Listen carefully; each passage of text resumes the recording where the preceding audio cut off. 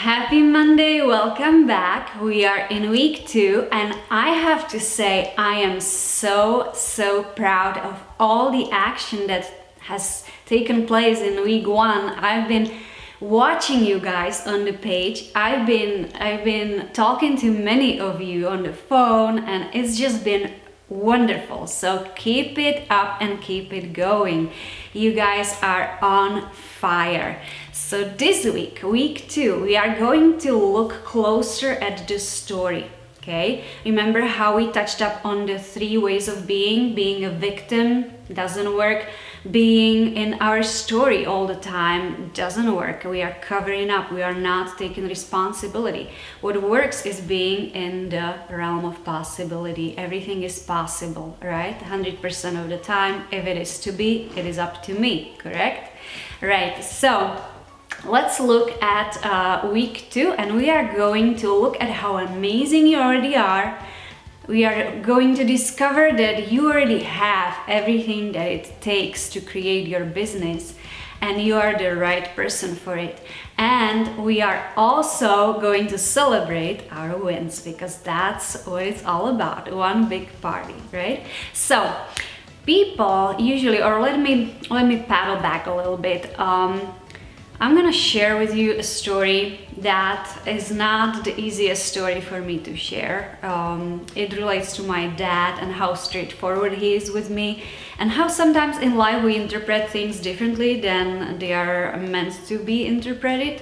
And that's what happened to me when it was a time in my life when I was still in college and being a full-time student, going for my master's degree, I also had a full-time job. I was teaching elementary school. I was having my own classroom and I was a full-time teacher. So I was going to school full-time, I was working full-time. And because money was really tight at that time, I decided, it was like my bright idea, right? I decided to get another thing going. I'm going to start a business, I thought. I'm going to like bring in some side gig and I'm going to bring in all the cash that I needed, that I was lacking. And mind you, at that same time, my mom was very sick already and she was fighting the stage 4 cancer in the hospital most of the times, and it was just a matter of time, before we lost her. And so the whole family was kind of going through a really hard time. Now, mind you, my dad, when he learned about my plan to have my own business on the side around everything that was going on, sat me down and had a talk with me. And what he said was, look, you really should focus on your job and on your school. You should really pay attention to what you study for and really hold that job and really do your best there. Do not get distracted by building some sort of business, because let's look at it. You're not a person to run a business. You have no skills for that. You don't know what you're doing. I mean, you don't really have a personality to run a business. Ouch, I know. And back then, when I heard that, it hurt obviously, but I only could see how he's attacking me, and I interpreted that as, oh, he doesn't believe in me. My own dad doesn't believe with me. He's not supportive of what I'm trying to create here.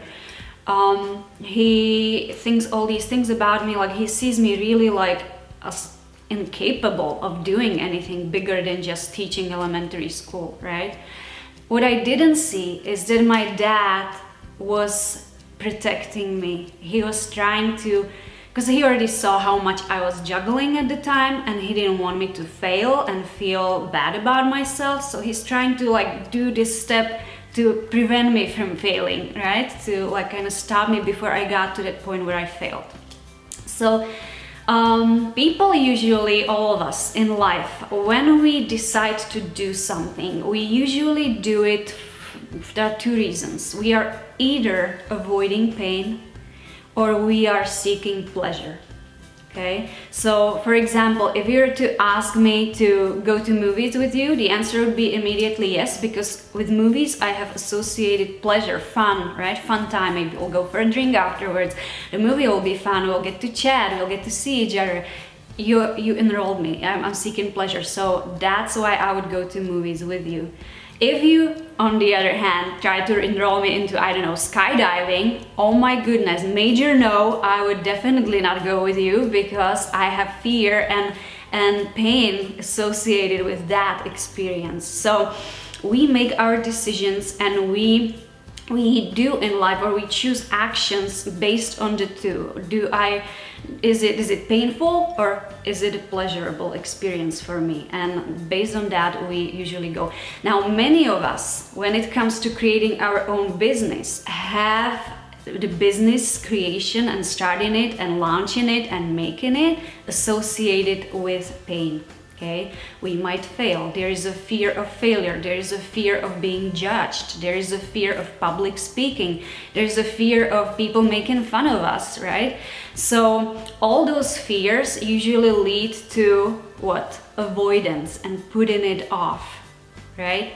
But we then create a story and why it didn't work, and and it goes into the whole spiral. But I have a friend, because I was like that for the longest time. I have a friend 2 years ago who challenged me. She said, do you have any idea of how people see you? Do you have any clue what people think of you? And I was like, no, I don't really think of that. And she said, well, I want you to do one thing. Guys, how we do, usually it happens the first thing in January, first week, right? We go and we create vision board, and we are thinking, my future, this is what I want for my future. We take the board and we cut out the magazines, and we paste all the images and words, and we dream big for the future. And it's great. I don't say don't do it. Definitely do it. This is great for your vision, for your dream. But Jeannie, my dear friend, challenged me to go the opposite way. And she said, you need to see who you really are. And she said, take a board just like you would for the vision board, and go and find all the images, all the proof that you achieved something in the past. Like anything you did, like any win that you had since you're a little kid. Go and find the proof of it. Go and collect all the memorabilia, all the ribbons and whatever you got, medals, and put it in that one place, or in that vision board, or create some sort of space where you celebrate yourself. Look at it and see how amazing you are. Guys, that changed my life. It was so eye-opening. And so guess what? Guess what we do this week? Let me show you what I have for you. Voila, here it is. So this is the vision board that I created. And as you can see, it goes from my childhood, my grades at school, and my activities, the piano I learned, and I'm proud of the gymnastics I learned, and I won a trip to Amsterdam, and all kinds of graduation from college, and bringing my dad on amazing vacation and paying it all, and losing 42 pounds, going from size 16 to size 6 now. Having one business that was great, and finding a new career, and being able to fully pay for my car, and getting myself established, and all of it goes on the board, right? When I saw it, I was like, damn, I'm a badass, right? I want you all have that same experience. So this week, call to action for week 2. Alright, so this week you get to read chapter 6 to chapter 8 in the book. You are going to again complete all the exercises that follow the chapters, and you are going to record yourself saying all the affirmations, kind of add on to what we did the first week. You're still going to be listening to those in the morning and in the evening.